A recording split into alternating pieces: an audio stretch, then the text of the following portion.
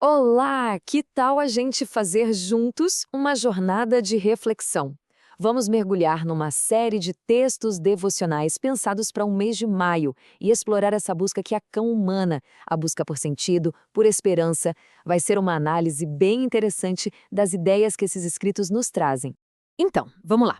Para começar, os textos nos convidam a dar uma olhada para dentro, sabe? A gente vai encarar algumas daquelas perguntas bem profundas sobre nosso lugar no mundo. Uma busca que, no fim das contas, todo mundo compartilha de um jeito ou de outro. Olha só que pergunta forte é essa da reflexão do dia 3 de maio. Ela já dá o tom de tudo, né?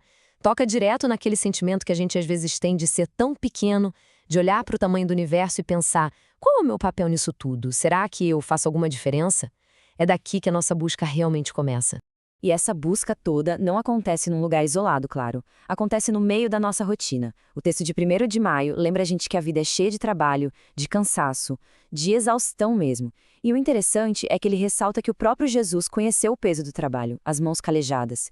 Isso valida essa nossa experiência tão comum de procurar um descanso que seja de verdade, que vá além de só deitar no sofá. E além do cansaço, tem o caos, né? A reflexão do dia 9 de maio usa uma imagem poderosa.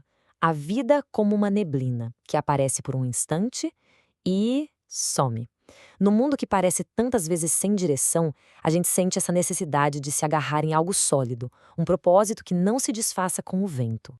Ok, então a gente tem essa busca, essa inquietação. Para onde os textos apontam?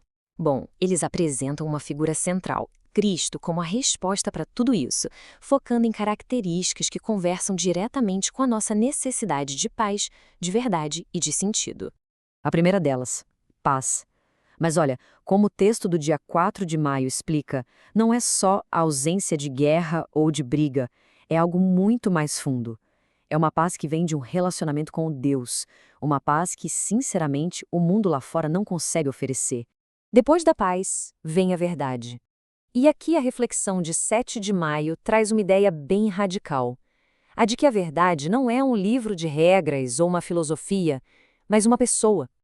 A proposta é que conhecer essa verdade viva é o que liberta a gente de verdade, por dentro. E tudo isso leva a um objetivo final, que é a plenitude. O texto do dia 25 de maio fala de um amor que vai além da nossa capacidade de entender. E a promessa é essa: ao se conectar com esse amor, a gente é preenchido espiritualmente, superando aquele sentimento de vazio, de ser só uma formiguinha. Tá, mas como é que essa resposta divina funciona na prática? Os textos não ficam só na teoria, não. Eles mergulham fundo na ideia de que essa fé causa uma mudança interna, uma transformação de verdade, radical. E aqui tem um contraste muito interessante. De um lado, a reflexão do dia 15 de maio diz que os nossos melhores esforços para sermos bons são como trapo da imundícia, ou seja, insuficientes.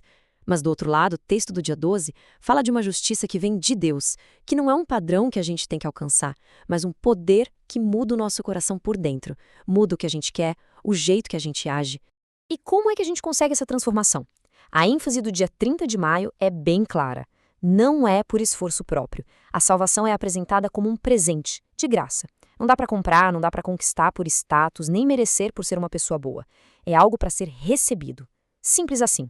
E o resultado de tudo isso é a ideia de se tornar uma nova criatura, como a gente lê no texto do dia 31. A mudança é tão completa que é como se fosse uma recriação mesmo. O eu antigo, com os velhos hábitos, fica para trás e dá lugar a algo totalmente novo. Uma mudança tão grande assim, claro, não fica só guardada lá dentro. Os textos deixam bem claro que essa transformação transborda, sabe? Ela aparece no nosso dia a dia, nas nossas ações mais simples e práticas. A fé, então, se torna algo que a gente pode ver.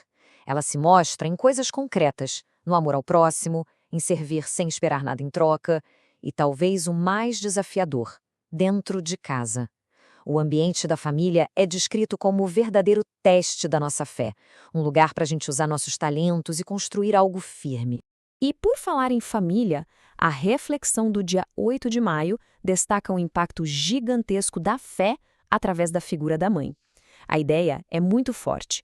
O caráter de uma mãe não influencia só os filhos dela, mas pode moldar o futuro de gerações e gerações.